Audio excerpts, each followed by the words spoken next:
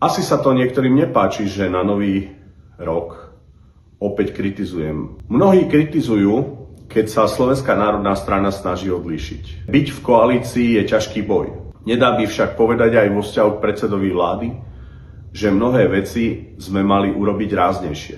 Liberalizmus je šialený nástroj na ovládanie štátov. Liberálna demokracia je od svojej podstaty nastavená na konflikt. Ak sa niekto smeje z toho, ak stále hovoríme o Sorosovom modeli, tak práve tento model podchycuje minoritné skupiny, financuje, vyvoláva rozbroje. V komunálnych voľbách však musíme spojiť sily. Smer, Hlas, SNS, Republika a mnohé iné strany musíme vytvoriť kandidátky, ktoré budú vzdorovať liberálnemu šialenstvu. Tešiť sa z Višňového po 27 rokoch je málo.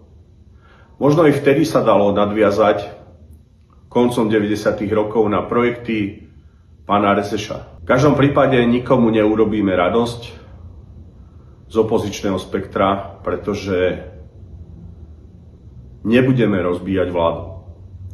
Ako predseda SNS sa však budem hlásiť k väčšej dôvere u vás. Ľudia sa však musia naučiť byť väčší optimisti.